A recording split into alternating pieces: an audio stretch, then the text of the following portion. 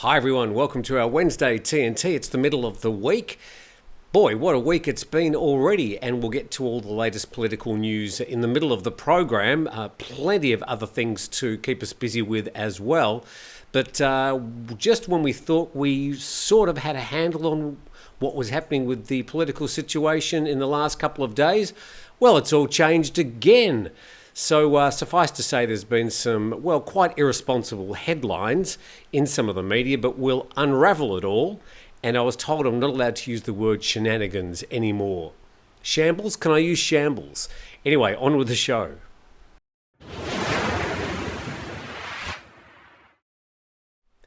And we will be picking through some of the political news a bit later. Thanks to all those people that have subscribed, some 23,700 of you, zooming towards 24,000. Our subscribers are hard to come by, but I do appreciate your support. So if you haven't subscribed so far, it's really easy to do. We don't send you any emails. There's no money involved. It's just great to have you as a supporter of the channel. Now, as a reward, I'm going to give you an extra day public holiday. So Cabinet has added July 31 as an extra holiday for a 6-day long weekend. So it's going to be Friday, Saturday, Sunday, Monday now, Tuesday and Wednesday. Let's find out how all this has happened. Nation Thailand says the Cabinet yesterday resolved to make July 31 an additional holiday, giving Thais an extra long weekend of 6 days to promote travel and tourism. And the Deputy Government spokeswoman said yesterday the Cabinet expected the long weekend would stimulate travel by Thais and generate more spending. I suppose for all the tourists that are coming here, they're travelling anyway, so you might see some more Thais out and about enjoying that 6-day long weekend that's coming up. And it says that before the resolution, next Monday was the only workday between a 3-day weekend and 2 government holidays. So Friday, July the 28th, marks the birthday anniversary of His Majesty the King, while next Tuesday, August the 1st, is Asana Busha Day, one of the very important Buddhist holidays. And then on Wednesday, August the 2nd, is the Buddhist Lent Day. Now, we should remind you that those 2 Buddhist holidays will be alcohol-free. Now, it doesn't mean that you can't drink. It just means that you won't be able to purchase, legally anyway, alcohol on the Tuesday or the Wednesday. So if you do enjoy a tipple, then perhaps you should be stocking up on Monday. Now, moving over to Channel News Asia from Singapore, and they're reporting that Thailand car production rises in June, but local sales drop. The story says that car production in Thailand increased 1.78% in June from a year earlier. And car exports, a key Thai shipment, jumped 20.2% year on year after a 12.25% rise in May. Some more numbers. Domestic car sales in June dropped 5.16% from a year earlier after a 0.5% rise in May. Now, down a bit further, it says truck sales slumped about 33.8% year on year in June as banks tightened auto loans due to high household debt levels. And the Federation of Thai Industries now expects domestic car sales at 850,000 units this year, and that'll be down from 900,000 units earlier projected. So more cars being built, but less are being sold. But we move on to our next story. Now, this is covered by thepattayanews.com. It says nationwide gun crackdown leads to seizures and arrests. Well, of course, we want to know how many guns. Now, let's see if the article tells us. Police have released the results of an extensive month-long crackdown on illegal weapons, seizing a significant number of guns and ammunition, while apprehending as many as 966 suspects. The crackdown launched at the start of July saw law enforcement agencies raid 1,658 targets nationwide. Now, it includes the confiscation of 911 illegal firearms, and that's along with 44,000 rounds of assorted ammunition, 2 explosives, and just cherry on the top of the cake, 6,239 methamphetamine pills. Well, 911 illegal firearms off the streets. Probably, given the headline, I would have expected more, but at least we are getting more of the illegal firearms off the streets. There's a bit of a thunderclap. Thanks to our special effects department. Appreciate your help today. But we are getting some storms this morning across the island of Phuket. Well, it's the rainy season. Happens. The article goes on to say the operation is part of a larger nationwide crackdown on illegal guns and criminal activities. And then we find out down the bottom, and again, the PattayaNews.com. Why don't you tell us at the top of the story? The proceeding is a press release from the Thai government PR department. Well, at least I'm pretty sure they're still tapping out these press releases themselves. They're not using ChatGPT like some media organisations. Now, this from the BBC.com. Wirral children's entertainer jailed for child sex abuse. And Paul McKee, who's now 57, who called himself Professor Paulos, was found guilty of 15 offences involving 7 children over a period of nearly 25 years. So I'm wondering, if you're from the UK, are you aware of this man and his appearances on television? I'm not aware of his work, but apparently been in the entertainment business for some 25 years. McKee, who's originally from Wallasey Village, Wirral, was arrested in Thailand before being extradited to stand trial in Liverpool. He was sentenced to 30 years at the city's Crown Court. Merseyside police started an investigation in 2017 when McKee's victims first came forward. There has been this sort of serial gutting of the UK entertainment industry. So many of these previously well-known and sometimes well-loved entertainers found out to be doing something other than just entertaining the children. And the story goes on to say that McKee was located and arrested by Royal Thai Police in September 2022 and spent a period on remand in Bangkok before being returned to the UK. And a policeman said that McKee had then chosen to prolong his victims' agony by pleading not guilty and putting them through a trial. So that man now behind bars. You're watching the TNT program, the middle of the week. Thank you very much to all the people that support us, including our main sponsor, 5 Star Marine. You are well aware of their work. And there's a link in the description if you'd like to come to Phuket and avail yourself of their services, private VIP charter tours out to the islands. A link in the description below.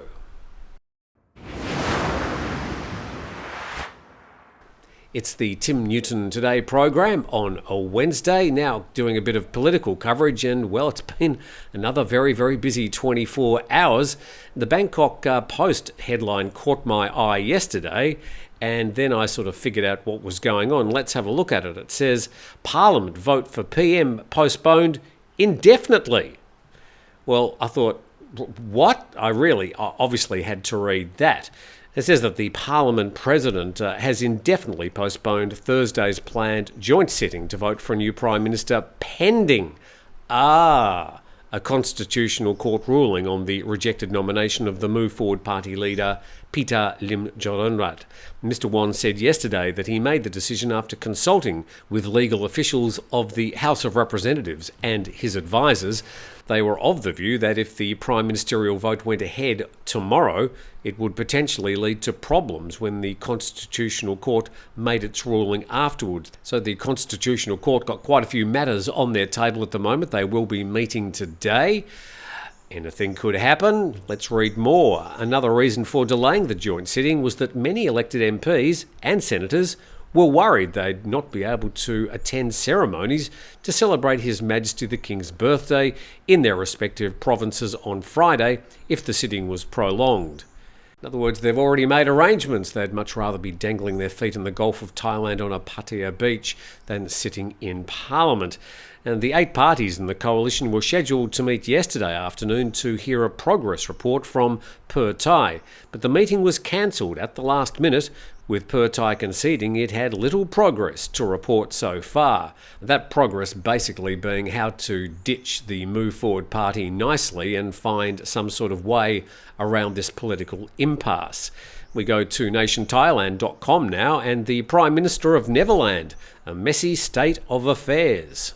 And this one written by Amorn Wanich Wiwa Tana, and he is a former member of the Constitutional Drafting Committee. He says this is a live and developing story in Thai politics, drama of the kind never seen before. The political drama is still going on and on. He says that the messy current scenario begs the question, how did we reach here? I'm just picking out a few interesting paragraphs in this editorial. I will put a link in the description of the video, as with the next article as well. As a Constitutional Drafting Commission member, I find all this melodrama stupefying, particularly the idea of some people to prolong the vote on Prime Minister until the end of the Senate's tenure. Now, people are talking about this. The Senate, the current Senate, their tenure does finish next March, when there will be a new elected Senate. So the idea being that for the next 9 or 10 months they can string this situation out, I would say that's totally untenable. And this particular gentleman says, well, there is a solution. Just down near the end of that paragraph, our national interest is at stake, and it is the responsibility of the caretaker Prime Minister, General Prayut Chan-o-cha, to have an audience with His Majesty the King and ask for a dissolution of Parliament. Wow, wait a minute, that might be acting too hastily. That's sort of what I thought. The Constitution does offer a way out, he says, of the current impasse. And then he says that 2/3 of the Senate, as well as the majority of the two houses, can vote to bypass all conditions cited in the original selection procedure. They can select any other contenders from either the preliminary shortlist or outsiders. Now, it's this selection of outsiders that led to Prayut Chan-o-cha being selected as Prime Minister back in 2019 after that election. He didn't run in the election. He wasn't even a candidate of any of the parties. He was elected as an outsider. And if this is still not working, General Prayut could opt out of the said choice. So suggesting that the caretaker Prime Minister could approach His Majesty the King, dissolve the Parliament, and we'd be back at May the 14th all over again. Quite a long article. It's an opinion by a Constitutional Draft Commission member, so I'll put a link in the description of this video. There's another article coming up which I'll do the same. Not this next one from Thai PBS World. With Move Forward unbending, 8-party alliance hangs in the balance. The Pattaya leader Cholnan had intended to deliver a single message to a planned meeting with its political allies yesterday, and even without the meeting, which was abruptly cancelled without explanation, the message is already clear to everyone. And quoting the head of the Pattaya party, Cholnan, he said, every political party we talked to made it clear that working with us is impossible as long as the Move Forward party advocates amending Article 112, the Les Majestés laws. And these two next paragraphs, I think, are very important to the current situation. Simply put, the whole exercise by Pattaya was only intended to demonstrate that Move Forward is now the pain point, and the onus is on it to find a way out of the alliance. Move Forward Party, for their part, however, has made it clear that it has no intention of toning down its stand on Article 112 or walking away from the alliance, even if it means prolonging the political impasse. So the Move Forward Party pretty much painting themselves into a corner, and the Pattaya Party caught between a rock and a hard place. Let's go to this editorial from calsodenglish.com. Pattaya is under pressure in an uncertain political phase. And just picking out some paragraphs in this article, the Move Forward Party Secretary-General said yesterday his party will let the Pattaya Party to initiate the divorce if needed, but it's immensely difficult for Pattaya to divorce the Move Forward Party as crowds are prepared to orchestrate mass protests. And during this time, the Pattaya Party has to choose whether it will move forward with the Move Forward Party or leave it to be an opposition.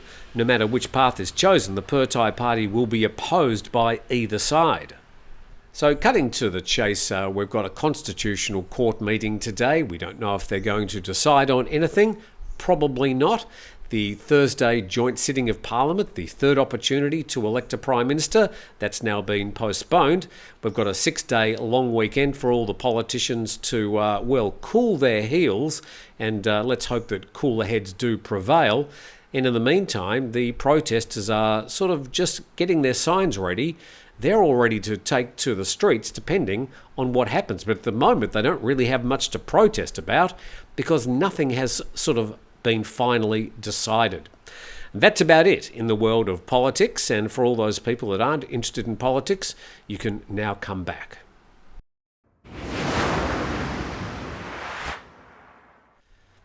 Wednesday's TNT. Really appreciate you dropping in to find out what's happening around Thailand. We now go to VNE Express. They always seem to have plenty of interesting news about visas in Thailand, more so than any of the media in Thailand. And it says that Thailand considers waiving visa fees for Chinese tourists. Now, before you say, "Oh, why do the Chinese get all the visa waivers?" Well, they have to pay. They have to apply for a visa at the moment. It's a visa on arrival. They can apply for it before they leave China, or once they get to Thailand, they have to apply for the visa and get the stamp and pay for it before they front up to immigration.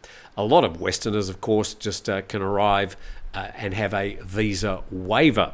But the story says the Association of Thai Travel Agents is calling on the next Thai government to waive visa fees for visitors from China to fulfill this year's target. And Thailand aims to attract 5 million Chinese tourists by the end of this year, but Southeast Asia's second largest economy has received only around 1.6 million visitors in the first 6 months of this year.